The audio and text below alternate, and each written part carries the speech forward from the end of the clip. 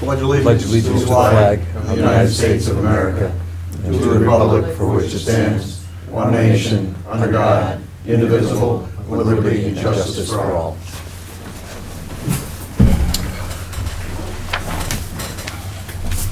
Sorry, folks, we're a little short-handed tonight. We have a couple board members who have a job commitment. Not to the same place, but they both have job commitments. Okay, first item is approval of the agenda. Make a motion, you approve the agenda as presented. Second? Okay, any discussion? All those in favor? Aye. Motion carries. Citizens' comments, we have 5 minutes on there for this, gentlemen and ladies. Yes, Rob? Rob Steele, Rob Steele, okay. sidewalk issues again. I don't know, I sent an email from Mike, I sent one to you, Dick, I don't know if you got it or not. Joe, I sent one to both of your emails. Obviously, they're digging up my yard, as you can see today. I'm still not pleased with the idea of the curb that they're putting in there. And I did notice a few things that I'd like an explanation on as far as what's been done for work already, especially at Pruners Market, where their entire sidewalk area is poured double thickness with no curb, which from what the engineers and the Belton guys tell me, they pour them double thickness when you need to drive on them, of which it's only every driveway entrance down through there that's double thickness, and none of the other areas. So why do they not need a curb, and why is it double thickness for them, where they're obviously gonna have it thick enough to park cars on there, and I have to have a curb in front of my place? Mike? I mean, I've got, Okay, you got some more, Rob? yep, I've Okay, got, go ahead. you know, the initial plans that we had drawn up after the meeting that show no curb. Got the email from Mike that says these are the new plans with no curb. I think it was the 4th. And then I've got another set that came that show a curb added now. And I have the email from Teresa Gilman saying we did not talk about any curb when we came to an agreement. And the curb needs to be there basically so customers can't pull up on the sidewalk. Why am I the one that they can't pull up on the sidewalk when at Pruners they can? Why did we double the thickness of the sidewalk through Pruners and not through everybody else's yard then? If you do for one, you gotta do for all. You can't just selectively pick and choose. It's no different than when you selectively pick a fence. This fence needs to be removed, but that one can stay. That sign's gotta be removed, but that one can stay. Can't do it. Plain and simple. Mike? Well, as of today, Rob came in earlier and I was still trying to get answers, and as of today, I didn't have an answer. Didn't get an answer on why Pruniers doesn't have, because they have a curb in front of their sidewalk. The existing curb there stays. It's on the back side of it. So it runs parallel with their property, just behind the current curb. I haven't got an answer on why there's nothing to stop somebody from parking on it. I think that's the question. Why it's double thickness there, Yeah. not anywhere else. And Double thickness is only where people drive on. And that's all I got was this, there's heavier trucks that go through there, so that could have been it, but I don't have an answer. Heavier trucks that go through where? Over the sidewalk? Yeah. They can't drive on the sidewalk. Well, everybody's gonna drive on the sidewalk. We can't though. That's why they're putting a curb in front of my place so nobody can drive on the sidewalk. Everybody that has a driveway has a curb going across their driveway, so they're gonna drive on it. Correct, but that's not a driveway. That's a parking lot. All right, I'm saying, if somebody comes across that to go How- into Pruniers, How are they gonna come across this curb that's on the outside of the road? I'm talking about on their openings. Correct, but why is it 8 inches thick or 9 inches thick all the way across on the other side of that curb? It runs the entire distance of the property. As you can see, there's the one entrance. The other entrance is on the side. There's double thickness all the way down through. I don't know, maybe why would you not wanna change the thickness in the middle of something? If it Because starts, they do it everywhere else. Here's other parts that are 5 inches thick. Here's where it ends and goes into the neighbor's yard where it's 8 inches or 9 inches thick, and there's at 5 inches thick. no, I don't have an answer for you right now. Yeah. I didn't get an answer back from them. I sent it to Can I see those VHB, photos, to Belden's, and to Pat Travers. Rob? I thought I got an email today. Didn't I see an email today where they said that it was only 5 inches thick where the curb was? I It is don't not. need the emails. I've already read those, Rob. Thank you, though. You've read the ones from Teresa to me? That I didn't see yet. Is that was new the one today? when you were gonna stop last week. and look Yeah, at that it. one I've read. I thought this You was, didn't stop, so there's no way you read it. It was on my. Okay, Rob, why don't you go Personal back to the end of the table, please? I thought when I talked to Mike that this had been resolved, and There is, as far as the There was gonna be a- Teresa Gilman stuff, they did change, I mean, we all acknowledge that she was there with Peter Pochop. They come to an agreement, and they didn't talk about a curb. Subsequent, they made whatever concessions for Rob, and they added a curb in there. That was after they talked to him. I don't disagree with that. And their reasoning was, so they protect the pedestrians while they're on the sidewalk, and people, it will discourage people from parking on it. But there's no curb at Pruniers to protect people from walking on the sidewalk, from their customers from driving onto it. Onto the inside of it, at least. Correct. Okay. Thank you, Rob. And I will, once I have an answer, I mean, a legit answer, I will follow up with you. But I just have an answer on them so far today. Okay. And I dealt with multiple issues on the sidewalk today, to include another property. So I'm picking away at it, and I'm asking people for answers. I just haven't got the answers that I've sought. Okay, Jim? I was here questioning what happened at your last meeting on the plastic bag issue at the transfer station. Nothing happened. Nothing happened. Are you looking at it? At recycling the plastic bags? It's a possibility. I don't think we have any formal proposal. I haven't seen one. The Trex Okay? will put in well, you have a choice. They will put in a compactor, or a baler, I'm sorry, a baler. They will pick up 40 bales at a time or 20 bales at a time. If they pick up 20, the price goes down, but if they pick up 40 bales average 1,000 pounds. They're paying 5 to 7 cents, up to 10 cents, depends on the market and when they get it and how clean the plastic is. But 40 bales is a tractor trailer. That would be $2,000. They will put the baler in. If they put a new one in, the baler costs $12,000. They'll put it in installed. $12,000 is installed with no money up front, the baler to be paid from the bales that they pick up. They will pick up. You call them when you've got the bales. I tried to reach them today. I couldn't reach them today. They've made the statement that if volume permits, they may even give you, put a tractor trailer in for you to keep the bales dry. Is this a proposal that's coming from the Lions Club, or what is it? Well, originally, the Lions Club started this last fall, and it didn't go anywhere because the Trex program for the Lions Club and for organizations like that is only November through April. Obviously, you've got a problem year-round with plastic bags. If you go what they call commercial, that's the baler.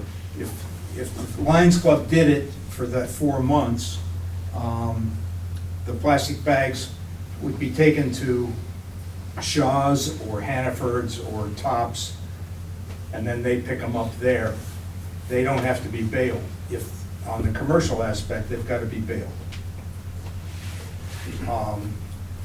When I presented it to the Lions Club, and I presented it at the last meeting and didn't have all the data, as soon as they heard that if I was proposing that they buy the baler, and when they found out that if they bought the baler, you would get the income from the bales, that item got shot down fairly quickly. I'm pretty sure, I'll go out on a limb, if the Lions Club doesn't, I'll pay for the pad to put the baler in. Well, doesn't this have to have a cover or a roof or something? I remember gotta- one day you came in and talked to me about it it's when gotta Mike be- wasn't here, yeah. It's gotta be dry. Yeah, I mean, the baler has to be protected, and the bales have to be protected. If they're wet, they don't take it, because it gums up the machine. well, I think But- we need something so that we can look at the pros and cons and the expense and the results and so on and so forth from the whole thing, that I don't think to date we have. The argument that the state's doing away with the single-use plastic bags, I don't think is gonna solve our problem, because this program takes the newspaper bags, the bread bags, dry cleaning bags, takes a bubble wrap, it takes the air pods that they use for shipping. It'll take the bags from the pellet stoves, which, when I talked to Rob, it is the biggest problem during the winter, that the pellet bags add up. What would you like me to do? Have the Lions Club make a specific proposal. And so we can examine the cost, where would the money come from, what else would we have to do so that we can make a reasonable decision on it. Is that fair? Well, it's fair, but it's gonna put it off for 6 months, because the club doesn't meet for 3 months. Well, I'm sorry, but it's kind of like a pig in a poke, Well, it's like potluck supper. I mean, really. don't think it's quite the pig in the poke. I mean, there's no cash outlay. They'll put it in. You don't have to get that. You can buy a used baler, Why would it put it off for 6 months? because I've got to get the Lions Club to present it to the Lions Club to accept it before I can present it to you as a Lions Club project. Why is that? We don't meet during the summer. Well, that's not 6 months, is it? By the time we get the thing together and back to you, it's gonna be 6 months. Can they authorize you to put the proposal together? The Lions Club? Probably not. They could, but that's like asking, will you give me authorization to do it? Mike, what do you know about this? I know exactly what Jim has said, and the issue is, Jim and I talked about storage. That was, at the time, I wasn't sure about a semi-trailer box to put them in, and then we gotta worry about how we move them, depending on the weight of them. I think we figured it out, it was gonna be quite heavy. Well, the baler says 700 to 1,200 pounds, but the guy I talked to said they average about 1,000 pounds of bale. So, And you can stack them 3 high without pallets. the issue is getting them from the end of a trailer, a 40-foot or 53-foot trailer, to the front of the trailer and stacked. That would be our biggest challenge. Finding a place to put a pad, funding a $1,200 pad, and building a little shed over it is probably the least of what I would be concerned about.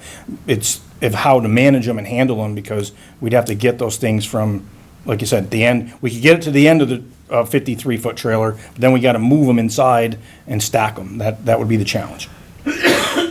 I agree with Jim, though, that the stuff is a contaminant to the solid waste stream.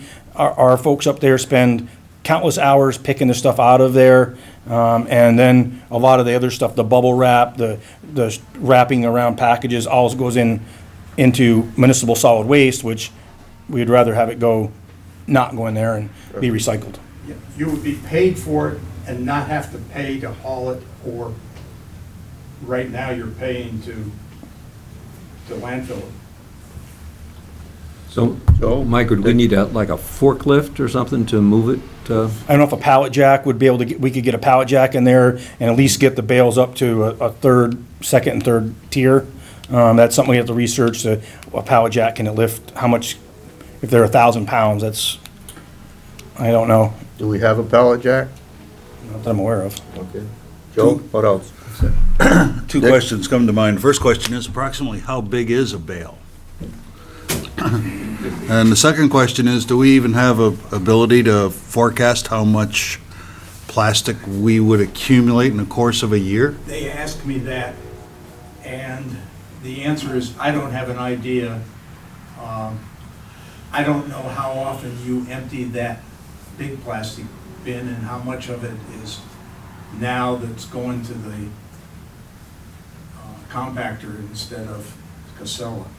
Yeah, once we got the word that we didn't want plastic bags in that bin, our household has been recycling at Shaw's. Bale size, 60 inches by 30 by 48. Pretty big. Good So, size. 3 by 4 by 5. So you would won't need the ability to stack them at least too high in a semi-trailer. So you'd need like a little Joe thing, you wouldn't need a pallet jack, that wouldn't do it. You wouldn't be able to stack them with a pallet jack. What, and do they, Jim, I don't know if they said down there how many bags they predict is in a pound or 100 pounds or 1,000 pounds? It's someplace. I remember reading it somewhere, I don't remember what it was. Yeah, I Take a lot of grocery bags to make What 1,000 is? pounds. It's a lot. Um, And it takes into the assumption that people will follow instructions and put them where they're supposed to. Right. Yeah, well, we still have, you'll still have that problem and the problem that if they will also sometimes provide bins to put the plastic in. But you've got the problem and in Florida, they basically stopped all the remote recycling because there was too much garbage going into the recycled material. People were dumping. Well, how soon can you write something up? I can have something for your next meeting. Okay, That would be a help. be helpful, Yeah. definitely. Okay, June 24th. right. Do you think you might get some kind of a commitment from the Lions Club by then? I already just told you that if they don't, I'll pay for the pad. We'll No. go from there. I don't know what the additional cost would be for covering the machine. Well, that's something Mike will have to, But Mike will have to I'm figure pretty out, sure- yeah. The town should be able to, if somebody's trying to help make this happen, I think we can find enough money in our budget after July 1st to build a little shed over it That to, was gonna be the next question. The joy is that the baler comes out of the recycled plastic. It's no money up front, so that it doesn't impact the budget in that respect. Okay, They figure 3 years for payback. If it goes, he said if it goes over a little bit, they won't holler. If you're way short, they may ask for the balance of the 12,000 at the end of 3 years. well, then you're gonna need some kind of an estimate as to how much we would produce. yeah. And that's when getting to, and that's gonna be hard to do. Yeah. I mean, it's gonna be extremely hard to do because that stuff either goes in the plastic bin, in the totes that we provide for people to Right. throw it away, or it goes in the solid waste stream. Okay, Jim. Just one more Joe? question, Jim. Jim, do you know of any communities the size of Castleton that are using this procedure? I don't. I mean, it might be helpful to get an estimate. Well, what I thought is if it was up and running and working well, that you might be able to go to Fairhaven or Pulte and say, bring us your plastic bags. We'll charge you X for dumping them and increase the plastic that you get paid for that way. It would be cheaper for them to bring it here and bale it, but that's Right. that's all your bailiwick. But if volume is a problem, I think that you might be able to increase the volume. I think right now the problem is getting it separated and so that Chris at the landfill doesn't have to go through the plastic bin before it goes over to Casella. Yeah, they're spending quite a bit of time on that, yeah, And that obviously is going to be right. a cost savings. Well, guessing there's 4 bags to an ounce, it's 64,000 bags in a bale. Okay, So that'd be about 15 bags per person for everyone in town to make one bale. So I'm thinking at best you would get, if we had 100% recycling, at best you would get 1 bale a month. I mean, it's just an educated guess. Or maybe I have even a wild nothing- guess. I have nothing to go with you or against you. Well, I'm not even sure I'm close. I'm just throwing a guess out there. Go ahead and do your other things. I'll look and see. There's a number in here someplace from them on, how many bags figures for All right, well, for the bench program. all which right, they we'll were- look to hear from you with something more specific at the next meeting. Okay. How's that? I'd like to follow up what Joe said. Maybe they can actually tell us what municipalities are doing this and, Yeah. we can get in contact with them and see how they're doing on it. Okay. Any other citizens' I concerns? just wanted to say something on that. Don't forget 2020, we're not allowed to, businesses aren't allowed to use plastic bags anymore either, so, Okay.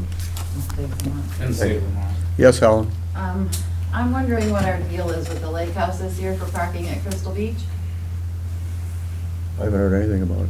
Mike, you know anything I about mean, it? as far as what part of it, that you guys can park down there? The overflow, is that what you're talking about?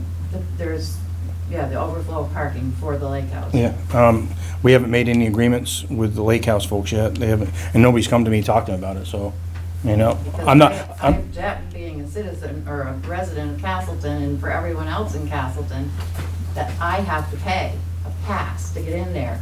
And so does everybody else, except for the people walking to the restaurant. well, they pull the people collecting money at. No, they do not. No, at the end of the night, they do. Nobody sits there overnight. So people that go to the lake house for dinner, when they get, by the time they get to Crystal Beach, there's nobody collecting money after a certain That's hour. not true. It is true. There's no, we don't man that 24/7. I know, but at 5 o'clock, people go to the restaurant and they walk up to the restaurant. Oh, 6 o'clock, 7 o'clock, Yeah, I'm all just- the way up until 8 o'clock. And I spoke to Miss McGann down there the other day, Yeah. and she told me that, no, we don't charge. Yeah, so whatever the select board's Oh, if you- light is on Well, that. You I've take- been fighting this forever. And I, this year, want an answer. Well, then take it up with Martha. Mike, would you do that? I don't object to them parking there. What I object to is they don't pay. Okay. Anything else under citizens' concerns? Yeah. Yes, sir. Hi, I'm Joe Menez. I'm on East Crystal Haven, and we've got an ongoing problem with the road surface there. This is in front of the common area that goes into for boating and ice fishing. There's about 20 homes on that street, and the traffic there is pretty regular on the weekends, and the road is a disaster. Have you talked to the highway I've been foreman? here- This is my third trip here on this concern. I spoke to Mike over the winter because, and the ruts in the winter are ridiculous. My car's bottoming out driving down that road in the winter. The summer potholes are there constantly. They just graded the street, right before Memorial Day. It looks like they were never there.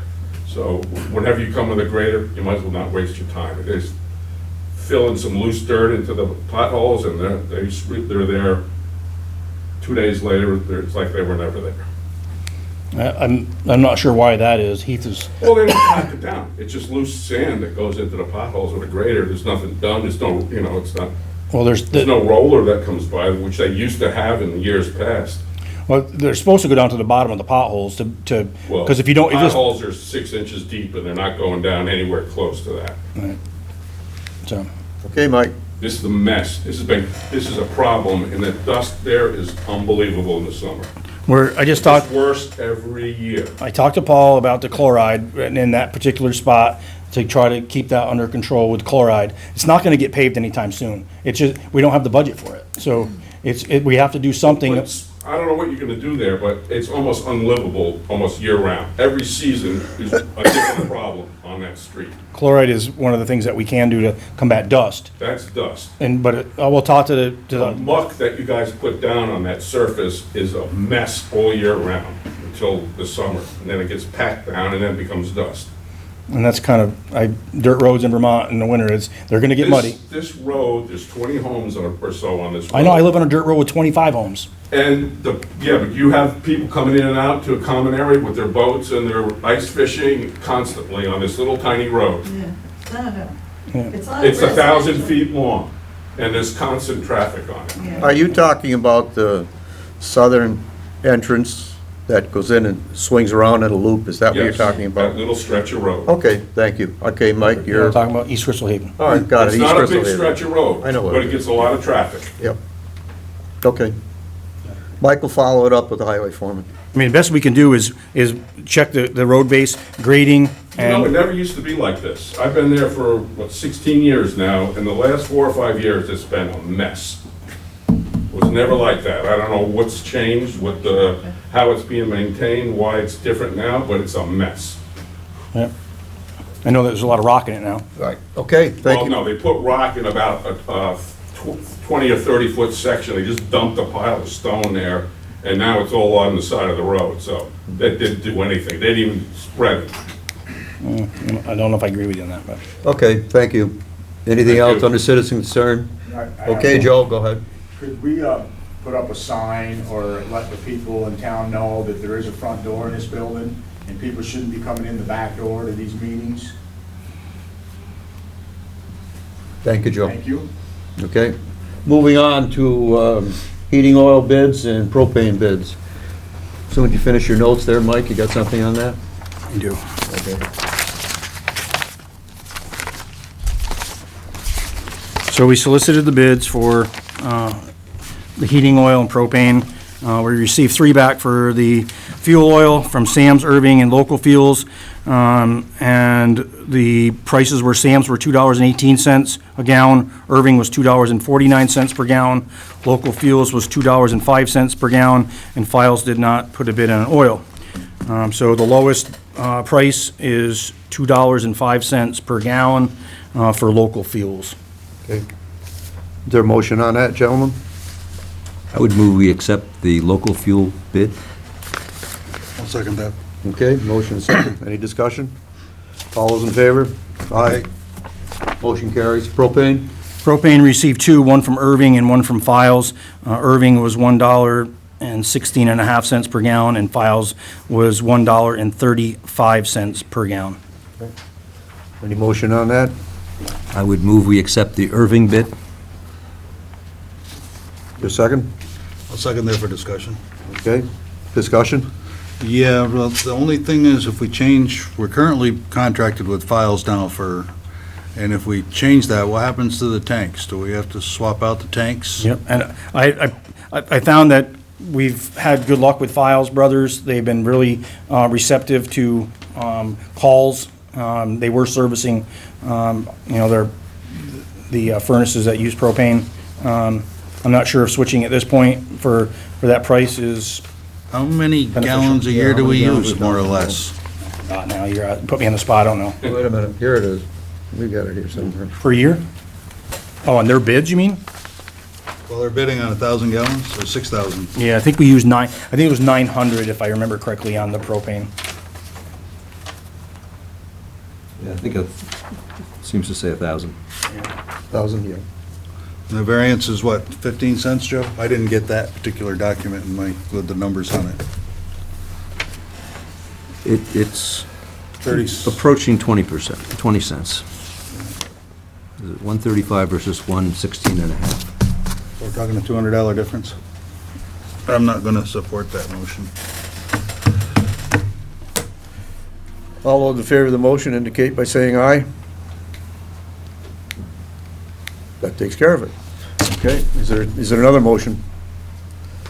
I'll make a motion that we award the propane bid to Files Brothers. 135? Yes. 135, is there a second? Second. Okay, motion second. Any other discussion? All those in favor? Aye. Motion carries. Okay, Rutland Regional Planning Commission appointments. We have, let's see, we have a representative and we have alternates.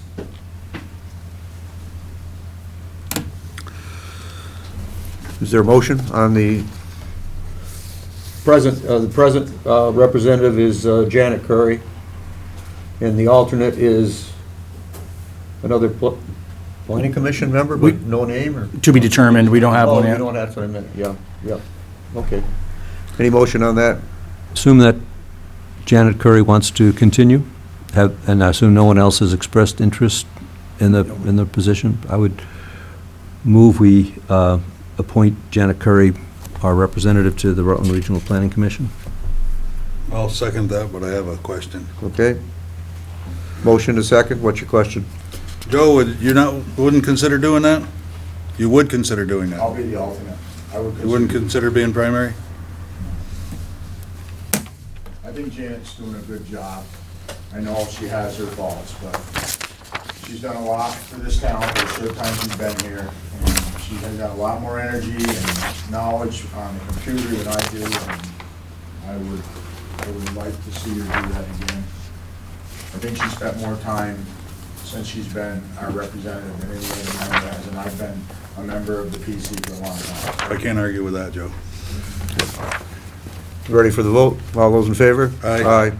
Motion passes. I make a motion, we appoint Joe Bruno as the alternate? Is there a second? Second. Okay, motion second, any discussion? Seeing none, hearing none, all those in favor? Aye.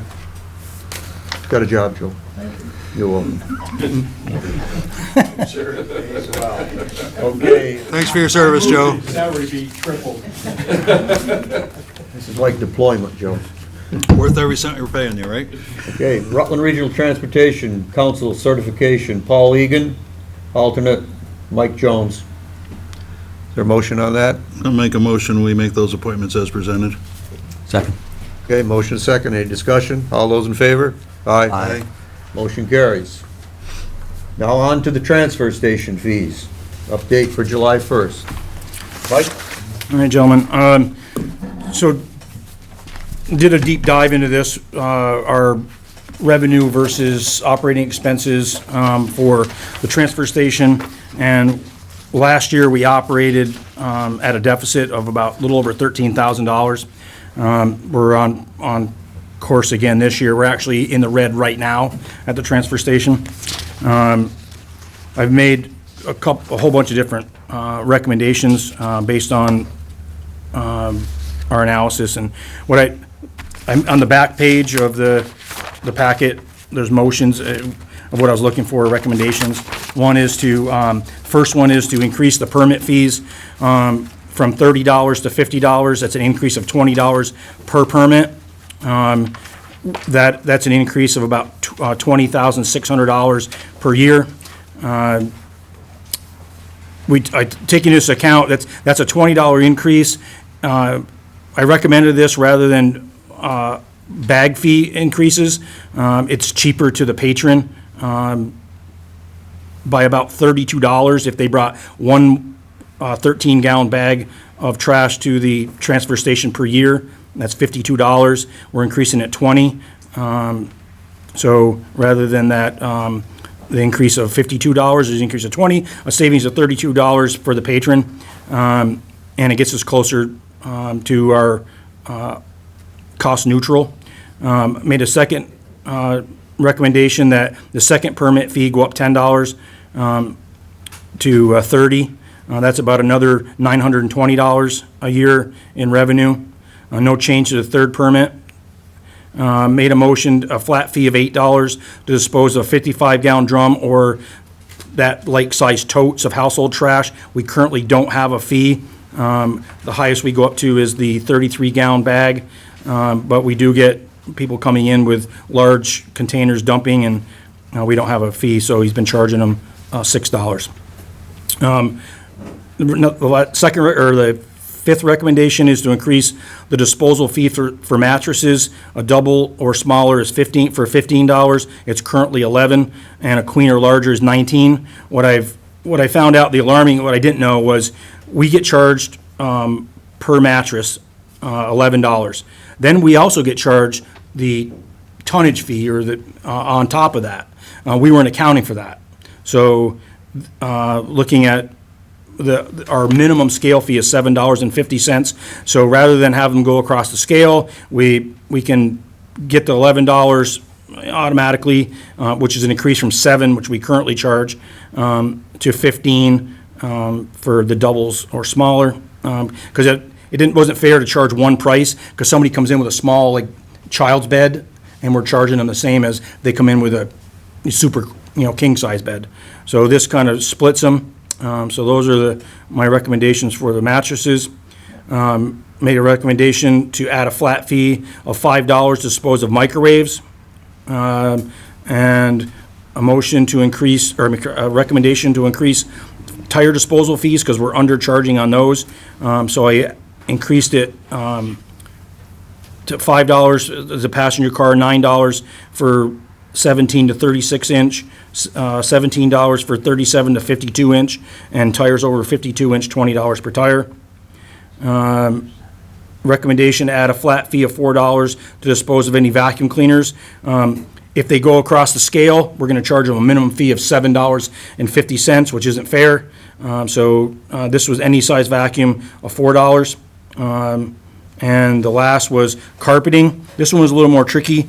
The minimum scale fee is $7.50. So I'm recommending that for 100 square feet carpet or smaller, and over 100 square feet, they go across the scale. And in the front chart was other towns, what they're charging for permit fees, the first page, for everything, minimum scale fees, what we could get for information, chairs, carpeting, sofas, love seats, sinks, bathtubs, vacuums, electronics, TVs, microwaves, and so on. One of the things that we started operating at a deficit 3 months ago was recycling. So the processing fee we're being charged for recycling, minus metal, and plastic is tipped now, but we're paying more to dispose of it than we're getting in processing fees. And there are towns now, or at least agencies, because you can charge for recycling now. I don't recommend that. I think we can absorb it in our costs, so we're not having to mess around with recycling costs, and we want people to recycle. We don't want to discourage that. Those are all of my recommendations for the transfer station, which part of this includes, we're only putting $5,000 in there for the vehicle reserve. I would also ask that we increase that out of that revenue, putting another $5,000 in there, because that truck it's probably got another 3, 4, 5 years on it, don't really know, but we're gonna have to replace it, and we're underfunding it right now. That'll go in next year's budget, right? What's that? Yeah. Yeah, that'll go in next year's budget. I was gonna say, that's a conversation for this, Yeah. for this fall, right? Yeah. But that's why I said on this, there'd be money to actually out of the, supported by the patrons, again, of the transfer station, to be able to pay for that. Joe? Mike, am I correct in recalling that in the past, we have learned that a fair number of people are bringing their materials to our transfer station without permits? Correct. And since Julia came on board, that was been one of her duties, is to greet patrons and look at and see just a visual, of how many people are coming in there without permits. And the first 2 weekends that she worked there, it was quite a few. They got the numbers, I didn't keep track of the numbers, but I just wanted to make sure that we were engaging the patrons, let them know that they had to get a permit and what the costs were at the time. But they're either not coming in with a permit at all, and some of them are some prominent people in the community. It's contentious for Chris, because they get irritated or upset with him. And we're just asking him to do his due diligence, and but it is that we have people coming in without permits, or second vehicles without permits. I guess I ask because, it seems like your principal strategy for balancing the budget is the permit fee increase. And if this just results in more people not buying their permits, it's not going to solve the fiscal problem. Well, they'll have to decide where they're going to take their trash then. Because if they're not going to buy a permit, we're not going to let them in. And the cost our other choices really were, if you look at the comparison, we're the cheapest show in town. We charge $1 for a 13-gallon bag. Places are charging $3, $2 to $3. Rather than the increasing of bag fees is going to be more expensive than paying a one-time permit fee.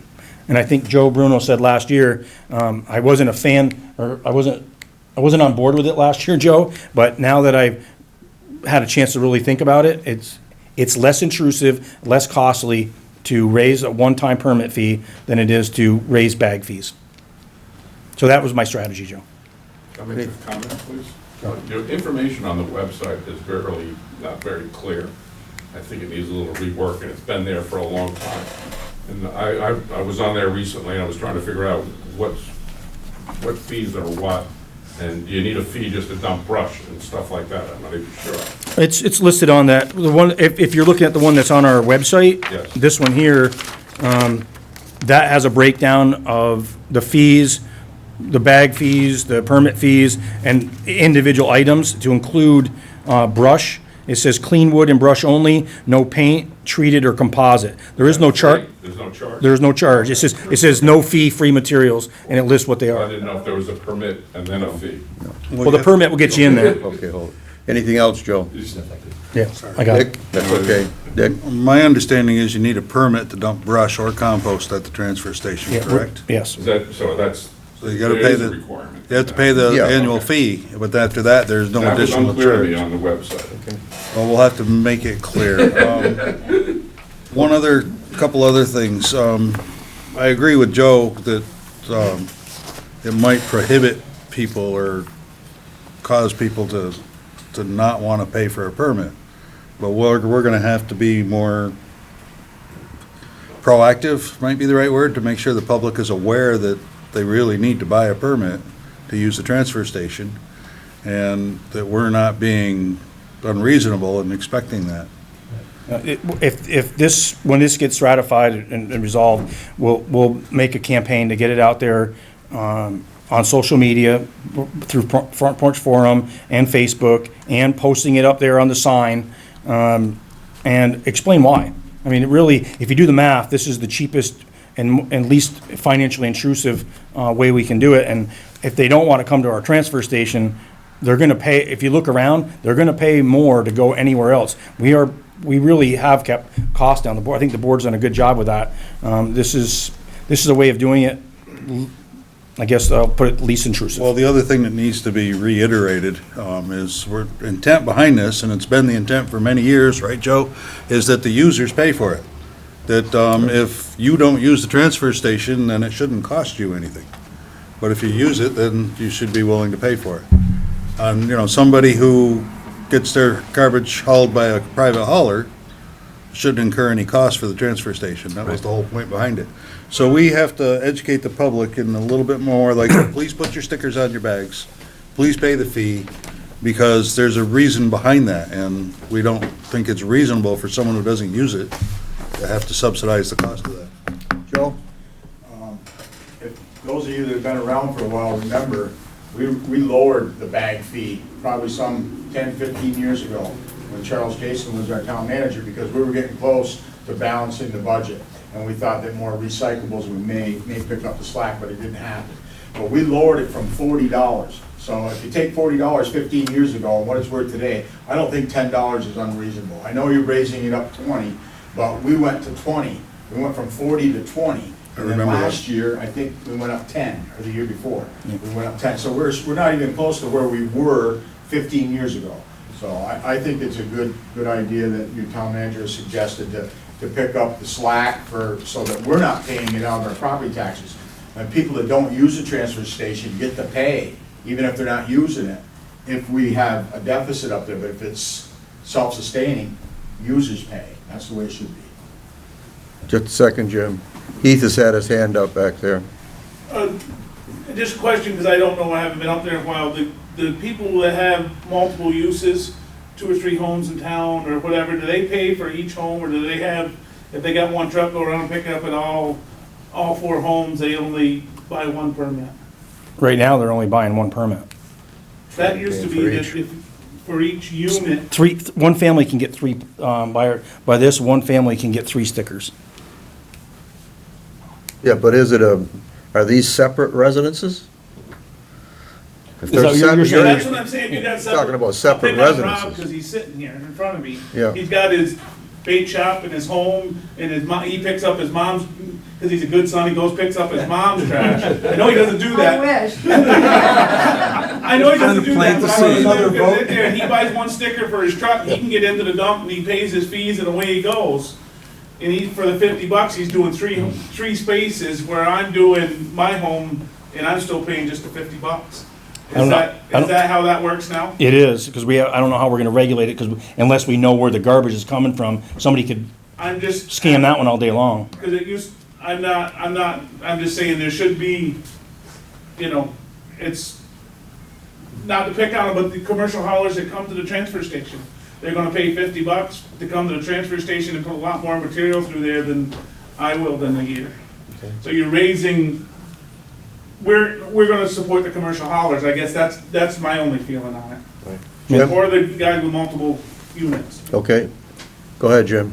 It's too bad Bob Spalding isn't here, because I believe at some time in the past, the commercial haulers were paying the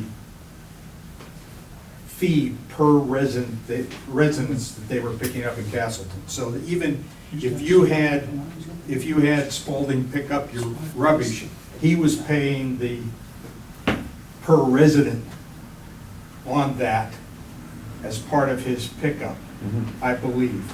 I'll follow up on The that. other, Sure, that's the case, but I could be wrong as well. it may be 25 years ago too, Yeah. but I mean, it's, It was that way when I worked at a transfer station. Was it? and the other thing that you might look at is a per property fee on the taxes, not based on the value of the property, but based on the existence of the property, so that the fee per property is the same whether you've got a $100,000 house or a $1 million house.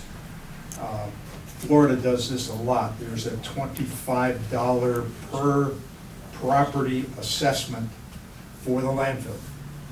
And then all your landfill fees, if you go to the landfill, all your other fees are in addition to that. Okay, But there is a per property which spreads it to everyone, whether or not they're using it. last time around, Joe. Okay, I think that's a good idea, Jim. However, there's a lot of people in town that don't use the transfer station. They hire private haulers. Yep. But the argument would be, I pay school taxes, I don't have children, so I understand where he's coming from, but I think if we keep putting the tax burden on the people that aren't really getting anything back for it, is not the answer. User's fee is the answer. You've heard the recommendation from the manager. Is there a motion, gentlemen? I would move that we accept the recommendations of the manager to consider when setting 2020 transfer station fees as our decision of the evening. Second that. Okay, motion second. Any other discussion? Yes, Joe? Just one comment about Okay. the tires. In today's world, a lot of passenger vehicles have 17 to 20-inch tires. So I think if you're gonna impose a fee on the tires, it should be like truck tires. So don't penalize somebody that's got a Escalade, that those have 21-inch tires on them, and make them pay the extra, because they're low profile. They're probably, if you pick them up, they're not any heavier than a Okay. 265/16. I put on their SUV light truck tires is what I put on. Okay, I Okay, didn't hear that. but that's- okay, gentlemen, ready for the vote? All those in favor? Aye. Aye, motion passes.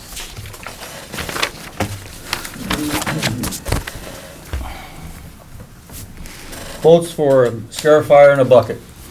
You want a scarifier, you want a bucket, Mike? Yeah, I'm looking, I don't have, for some reason, Here. that's not in my packet. Hold on, before I moved it. Got it? Yeah, I moved it. I talked to Paul about this today, and I froze all spending right now. And we talked about the grader, the need for this for the grader, but I told him I needed a little bit of time to look at his budget more in depth, because of winter kind of kicked us in the butt on that one. So I'd like to hold off on this until the 24th. Okay, no problem. All righty. Move on to the next item. Lamoureux and Dickenson, amendment number 1, additional engineering services and fees. Mike? This was from Lamoureux and Dickenson for Doug Henson's additional hours on the project, total of $3,000. Depending on what happens, I'm not making any promise statement, there was some stuff that was taken out of this project, one of the catch basins and the pipe, the PVC, or it's not PVC, but the plastic pipes. So we're going to be reduced by that much. So this looks like it'll fit into the budget, but I'm not going to make a promise. But what I'm recommending was that we pay out of our sidewalk funds the $3,000 for those services, whether or not it comes under budget or not. So, in this document, our total project costs, that is not the overage. Which one are you looking at, Joe? Page 2. Item number 4. Yeah. You've got another $42,000 on page 2. Well, the original The original contract contract was 39. 39,000. Yeah, 208. Okay. it's so additional it's $3,004. just the $3,004 difference. and we have it in the budget to do it, and this was his, he hit his threshold for under the project, so this was above and beyond what that threshold was. And it was the best guess in the beginning, so, Okay, their motion, gentlemen? 9 years ago. Make a motion that we approve paying Amendment 1 to Lamoureux and Dickenson for the sum of $3,004. Second. Okay, motion to second. Any other board discussion? All those in favor? Aye. Motion passes. The original? Maybe. Is there a purchase order for that yet, Mike? There's not a purchase order, this was to get you guys to approve it first. Okay. But there is a place on the bottom of this. You want this? that if you authorize me to sign the bottom of this. You're so authorized. Right.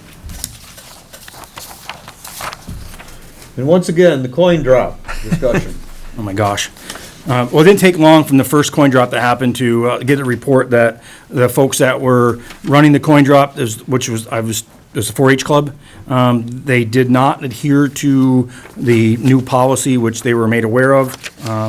And we had people in the road without vests, no signs. They had the report I got, there was a cardboard sign that said like 4-H on it to represent who they were, but there was none of the, coin drop ahead or slow down or anything that's in our current policy, which is very spelled out of what needs to get put out there.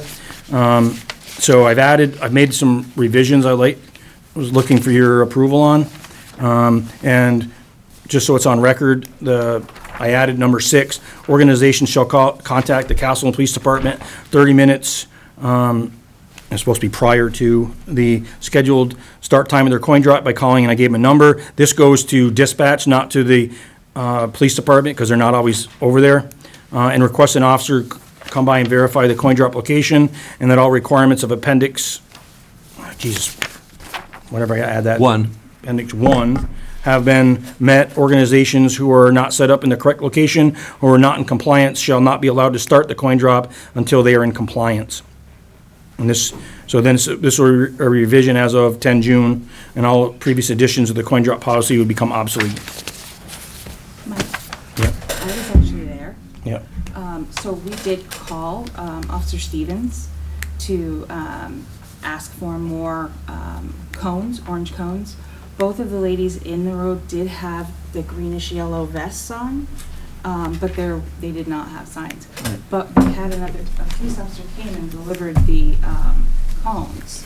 Well, I think part of this was, the town doesn't have a bank of signs or all this stuff to give out to people. They're expected to have it there, Yeah. unless the town wants to change the policy where we invest in these signs and give them to these organizations.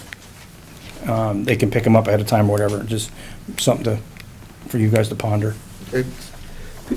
Joe? If we're opening this up, Mike, as I reread this, I thought that 3A was a little confusing, especially when read along with 3B.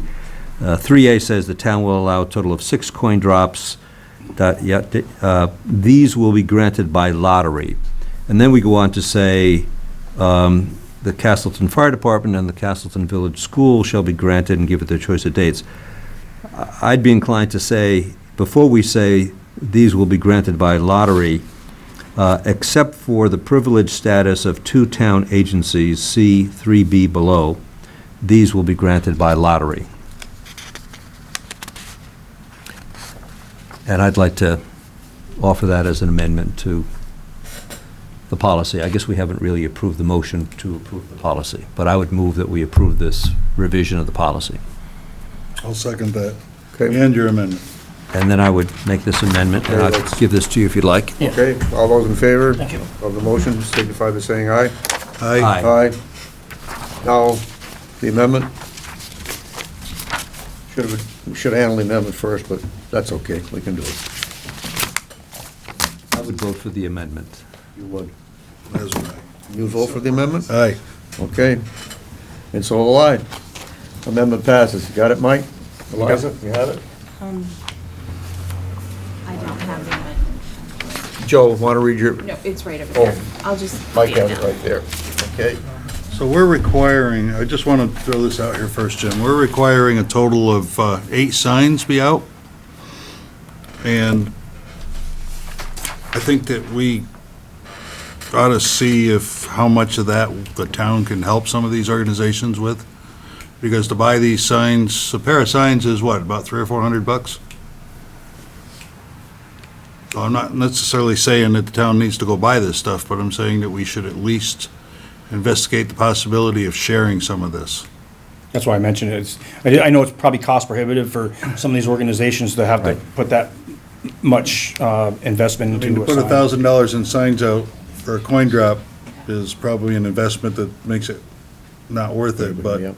I think the town should be able to help some of these organizations out. Be prepared to stop signs. Can we substitute shoulder closed with something else maybe? And the coin drop ahead signs, I know there's some in existence that we might be willing to share, but we'll have to ask another entity about that.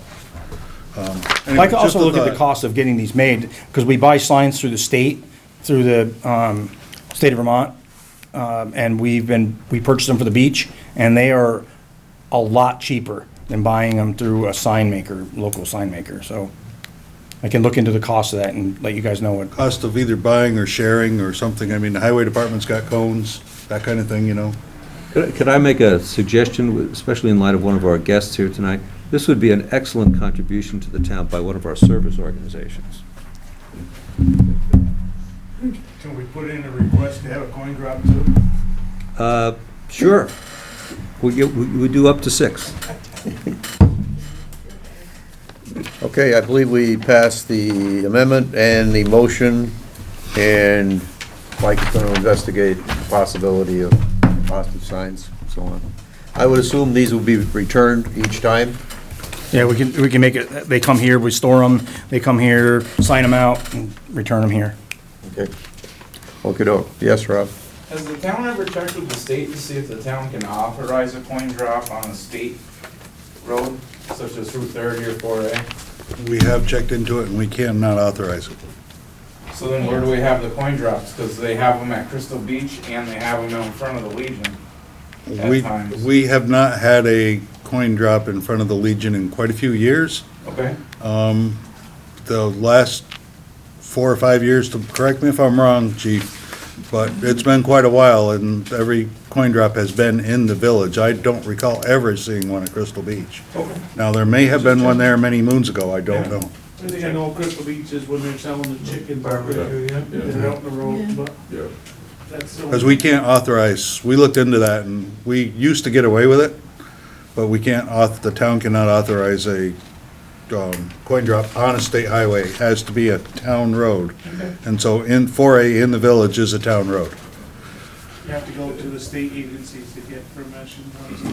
And that's easier said than done lately, so. Right. Okay, gentlemen, we're moving on. Manager's report. Everybody, I see that you have quite a few things on there that there's no action needed. correct? Maybe you would like to comment on the one where action is needed. Bottom of the second page. So the easements for the sidewalk project for Phase 1, I have a meeting with Kevin Mulholland tomorrow to talk about his property. Mohammed has provided us in writing that I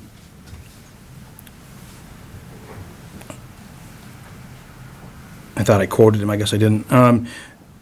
He said, advise in writing, accept one half of the repair cost of the fuel tank cover that was damaged in the parking lot of his business during the 2008 sewer line replacement project. I attach a copy of the bill, and one half of the bill is $1,596.96. Ken Luigi from Belden's agreed they would help pay for this under protest to settle the matter because they claim they did not do it. We have the resident engineer on site, the town of Castleton Police Department, and Kevin Creed from Belden, who said at the end of the day that was not there, that damage was not done. So they don't feel that they should pay anything. And Mohammed is looking to settle this up. And if the town pays that half of that, $1596.96 or $798.48 out of our budget, that would settle it up, because we don't know who did it, but we certainly are stuck in a rock and a hard place with these easements. Basically 80% of that $255,000 that we need these easements to apply for that grant. That's $192,000 that we would not get if we can't get these easements. Bottom line is, if we don't get these easements, we're not building the project because we can't afford it. Is that correct? Right. And we'd still pay the 53 grand or whatever to the state. Okay, Joe? Question about your report, Mike. You said Mohammed advised in writing he would accept one half of the repair costs. Then you go on to say, Ken Luigi from Belden's agreed to pay from $500 to $825 under protest. So- Does that still make us responsible for $798.48? We'd have, our share would be $798.48. They would pay that, and then that would be half of the $3,100 and something dollar. I thought I gave you guys a copy of the bill. Pay the other half. What's that? And Mohammed would pay the other half. correct, And he So- got nothing from his insurance on this? correct. Why not? I don't know. I asked him the question, and he said this was not an insurance claim. Did he make a claim? I don't know, Jim. I just asked him if he got money for it. I didn't go into further detail. Okay. His response may have been, I think I may have put it in your packet, his letter.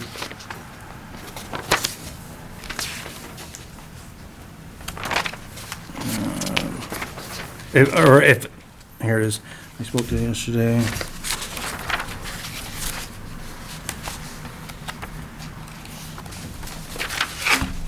$3,193.92 was the bill. Right. And I think I forwarded you guys a copy of his email, of his stance on it. Are you ready for a motion on this? I'm ready. I would move that we pay $798.48 from the sidewalk funds as settlement of this reported damage at Mohammed's Castleton Corners Gas and Deli.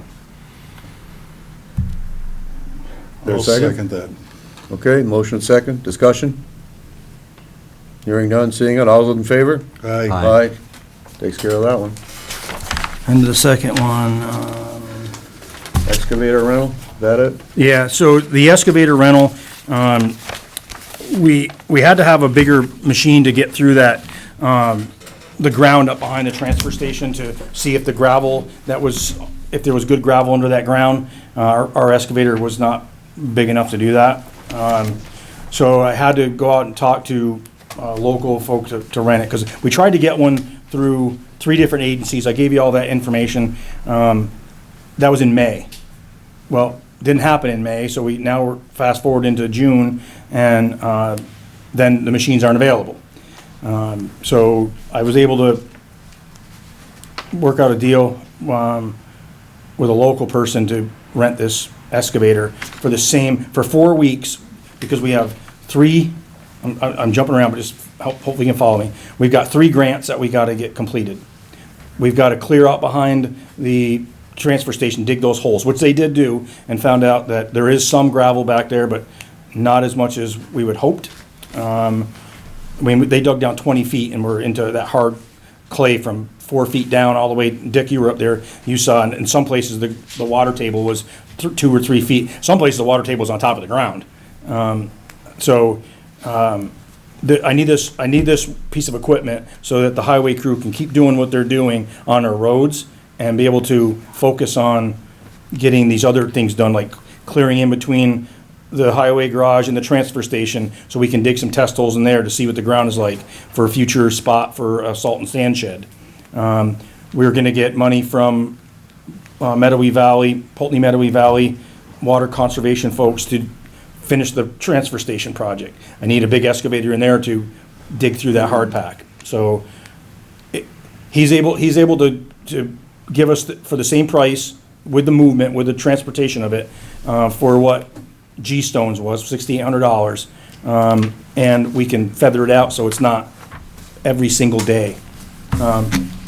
So that if it's a day we can't do that work, that we're not losing that $6,800, those hours in that $6,800. So we worked it out, and I'll get all out with the details. So I'm looking at, and it's gonna be, this stuff is, the grant will fund this rental. So in the end, it's cost neutral. But we have to take it out of our funds initially so we can get the job done, and then when we file for the grant reimbursements, that in-kind work will include the excavator and people. We don't actually need to do anything on this right now, right? On this? Well, I guess I'm looking for approval to make sure that I can lock him in so we have it. We're already paying him for 2 days to go up there separately to dig those test holes, but to do the rest of this, he's on Sugarwood right now. I'm renting him by day at this point to get the Sugarwood, that has to be done by 30 June. The other two have to be done by 31 July. And I gave you the quotes for the excavator rentals, and we went back and they're not available, especially for the time, because of the time frame we want them. And with this one machine, you can let it sit around for a few days and then just start the clock again, correct? Doesn't, So when it's sitting around, we're not paying for it? Correct. Okay. it's a pretty good deal, actually. Yeah. Motion, gentlemen? And the owner's operating it too, so. I would move that we authorize a expenditure of $6,800 to Eaton Hill and Minor Hill, sorry. These are grants. What is the name of the, Joe Garrigan? Is that correct? Correct. Is it Joe Garrigan Excavation. for the rental for up to 4 weeks of an excavator? I'll second that. Okay, motion second. Any further discussion? All those in favor? Aye. Aye. Motion passes. Okay, where are we? Transfer station? I gotta catch up with you, hold on. Your speed demon here. So if we're on, it's number 7, transfer station? Yep. So what I'm recommending here is replacement of the current heating system at the operations building at the transfer station. It's not repairable. I had Paul McClure was there. He inspected it. It's old, it's not even repairable. They also found out that the pipe running underneath the pad out behind the building is copper, and it needs to be black steel or black metal. It shouldn't be copper to meet codes. But anyway, right now they're running a window-mounted air conditioner unit, which is, and it's old, it's not even efficient. So I'm asking is to replace the heating and cooling systems up there with a heat pump, and I provided that information to you, so that it's safe, there's not propane. That's what happened, that's how we discovered it was leaking in the building. And Chris wasn't feeling good, he smelled it, and he said, I gotta get out of here, and called, and lo and behold, the unit itself was leaking. And I also, so basically $2,500 after, there's rebates available. there's two $400 rebates, so it starts off at $3,300 and it ends at $2,500. And I would also say we need to put a smoke detector and carbon monoxide detector in the building. Let's limit, I have them here, so it's really no cost, but so the cost is $2,500. This will be after 1 July. But I can come back to you with the rest of the bids, because this was one thing. I want to get bids on this and come back to you on the 24th. Okay. Done. That's good. Just one question.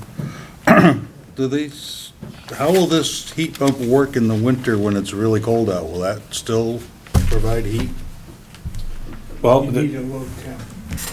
what's that? You need Yeah, a low temp. yeah, you can't crank them. Like in the summertime, if you kept the air conditioning on all the time, it could freeze up on you too, so. So is there a unit out there that works when it's like 10 below? Yes. Well, I know that some people that are installing these have them at their house and they're outside, so they use them in the winter. I think it's -14 is the cutoff. Yeah. So, Okay, moving on. Fire department? oh, stormwater. Nobody any questions on that one? Okay. No. No questions on that? No questions on tax sale? So Fire I asked Chief Goyette to be here just so he can speak on this, but basically with that $2,000 insurance claim for the hazmat incident down in front of the Castleton Senior Center, the town received the check for the time spent from the fire department. It was $2,000. There's a breakdown in there for the police department and the constables and Pulteney Fire Department. Enclosed is a copy of a quote from MSA, or from Reynolds, for an MSA Altair 5X5 gas meter. Normally retails at $2,807. Our Chief Goyette was able to talk to Reynolds and get a demo unit for $990 with a 1-year warranty at no charge. And then there's a bottle of gas for hydrogen cyanide to be able to calibrate the meters, because we have more than one meter. There's request for 10 high-intensity flashlight traffic wands to replace the old ones that are at the fire department, and the cost of those lights would be $90. He's also seeking to purchase 2 LED box lights with vehicle charger mounts to replace some inoperative ones on engine 2. The cost of those lights with the chargers is $368. And the last item is for 6 new radio cables to replace on engine 6 and I believe it was 3, and the cost is $65. So that all in total, I gave you the number, $1,975. That's flat in the round number. I didn't count the pennies in there, of that $2,000 for the fire department. Anything, Chief? The only other thing I want to say is, if you, looking for you guys to approve it, then I'll ask for a vote of the membership on Wednesday night, because it's technically stuff they earn at this call, so if any of that money, like we've done, you guys done in the past for uniforms and, what was the last one we bought? Flashlights, wasn't it? We bought flashlights, personnel flashlights and stuff like that. I've always asked the membership if they were on board with it before we moved ahead. I'm pretty sure they will be, but you never know. That brings it in under the 2,000, so therefore it doesn't have to go out to bid? Correct. Do you want it to go out to bid, or no? No, I think well, these are lights, I know the lights, they've already purchased those same lights, and the meter, if we put it out to bid, we're not gonna get $990 with a free 1 year. Reynolds is a sort, we have MSA now, that's what we're replacing. We've had one that has gone bad, it can't be fixed, it's over 10 years old. And to match, so we don't have to buy different calibration gases, we wanna stay with MSA. And Reynolds is a sole source vendor for MSA. All right, but you're under 2,000, so. Yeah. Well, if we don't buy this demo unit, Jim, the price is gonna triple. Yeah, so it's under 2,000, doesn't even go to bid. I can sign the PO once the chief, if you authorize it, the chief comes back and says the membership has voted on it and they're good with it, then I can get that thing out, so before the end of the fiscal year, I don't have Melanie pulling out too much of her hair. Well, we got a little problem here tonight. There's only 3 of us and Dick's an officer in the fire department. Can it wait till the 24th? Is that gonna be a problem? It won't, the stuff probably won't be in by the 24th. Well, that's So, okay. well, that's been with our auditor, is that if we don't have the stuff in the possession Oh, in by the close of possession? the fiscal year, In then it has to possession? carry over to the next fiscal year. Okay, all right, I understand. Even if he doesn't vote, 2-0 is a majority. You need 3 votes for a majority. Need 3 votes. I guess Need you'd have 3 to votes. you could question whether or not this is really a personal interest, since none of this stuff I will be using personally, except maybe the gas meter had a scene. It's equipment, it's, I don't know, it's something the 2 of you can discuss. Well, the only problem I have, or don't have, is because there's only 3 of us here, and it has to be in our possession by the end of June. Therefore, you get a waiver, Dick. Okay, their motion? Yes, what is the bottom line amount? I've been looking for that. $1,975. Okay, I don't see that in any of the paperwork. It's in the first, and very last sentence of the first paragraph under 10. Oh, okay, in your report. I would move that we authorize an expenditure, a combination of expenditures totaling $1,975 to be expensed out of the $2,000 that the fire department was received as reimbursement for their work on the hazmat incident last, what was the time frame on that? I didn't put a time frame. It was a while, it was a long A time long ago. time ago. I was Okay, actually last year. a previous hazmat incident. Want me to second it, Joe? You want, Dick, you want me to do it? I'll leave it up to you, Mr. Chairman. I'll second it. Any other board discussion? All those in favor? Aye. Okay. Fire station, none. Police station, action, none. Guess you finished, Mike. Thank you. Okay? Is that okay with you? Fine by me. Okay. Select board comments? Joe? I have none. Dick? I'm all set. So am I. Warrants for approval.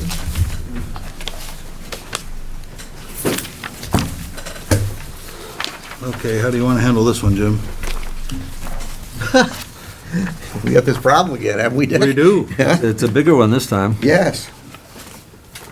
I think we'll, Well, actually, correct me if I'm wrong, this is a question for Mike, but payroll warrants don't necessarily have to be approved. Can't they, don't they run payroll? We're running no matter, Or not? yeah, yours is a ratification. So why don't we suspend those last 2 warrants and table those last 2 warrants until next meeting? okay, not a problem. Sounds good. All right, let's do the rest of them then. Okay, I'll make a motion that we approve warrant number 0610 for $399,984.64. Warrant 0609 for $25,079.86. Warrant 0606 for $20,295.62. Warrant 0530 for $6,050.88. Warrant 0606P for $15,088.37. And warrant 0530P for $16,320.11. I would second that. Okay, motion second. I think you may have misspoke when you read the number on 0530. At least what I heard was not 6050 and 88 cents, but I know that's what you meant. I did mean $6,050.88. I don't know what I said at this point. You may have said that. It might have been my ears that misfunctioned. Okay. Any other discussion on the warrants? No. All those in favor? Aye. Aye. Okay. Oh, we have 2 other purchase orders here. Yeah, you get 2 POs. Yeah, right here. Dick, you got them, use them then, use that? Yeah, this one, Okay. this one, you got a problem here too, Yeah, boss. there's not a number, the number at the bottom's not correct. Well, for the VFIS, there is a direct financial gain for me on this one. For the annual premium. for VFIS. Yeah. It's the retirement program for the fire department. What are you looking at? Am I Did I miss correct? one? Purchase order number 043324. I don't have that one. You don't, do you have that one, Jim? Yeah, I got it right I've got it. Yeah, that's a, $1,300 something dollars. no, that's a $23,763. That's the Retirement. retirement program for the fire department. So that could be considered a direct financial gain, so I really should recuse myself from that. But if I do that, what's that do to you? Because I know this bill is due. Or Well, if you're it- okay with it, Mr. Chairman, I mean, I'll go ahead and vote yes on it, but I Is won't. the 20, It's a routine matter, I mean. is the 24th too late for He doesn't this? get any more than anybody else. Yeah, just, I would agree with that statement, that this is, it's based on a set number, so he can't, the financial gain is nothing more than what he's physically done. We can't pad that. And it's already approved in the budget? Yeah. Yeah. But is the 24th too late? Yeah. For that one, probably not. I'm not sure. I remember getting some feedback from the town accountant on that one. Well, I know she wants to, The small one is the one that's due. The 1980, That one 32? there, I think, comes out of next year's budget, to tell you the truth, but I really don't know. I don't know either. I really believe that one comes out of next year's budget. I think that one's already come out, but I may be speaking from. You mean the retirement program? Yeah, I believe that already gets paid at the beginning of the year, not at the end. if, There's a small one that I Why are turned we in the doing other it day tonight? that is due now. This one I don't consider a personal or a financial gain because You that's, don't plan that's a, on jumping that's off the a, roof anytime soon. no, it's a gas meter and, but it Well, doesn't I would say on 043404, comment here. that you don't approve this one. Because once, you've already approved the expenditure, this PO is not correct. So after chief gets back to me and says the membership has cleared it, then I can do a new PO. For the correct number, which is below your threshold anyways, you don't need. Correct, I don't need a select board to sign it. How about the one for points? Excuse me? One for the points is fine because that's first response. Yeah, first response Oh, that's is first response. Okay. 571. I move that we approve the purchase order number 038571 for $3,500 to the Castleton First Responders. A second? I'll second that. Okay, all those in favor? Aye. Well, this one we can wait on? I guess so. Yes. Yeah, yes. You want me to sign this, or do you sign this? On the points? I signed the bottom of it. All right, okay. All right, well, then we'll wait on this one. If you put it back in the folder I for may me, be please. wrong.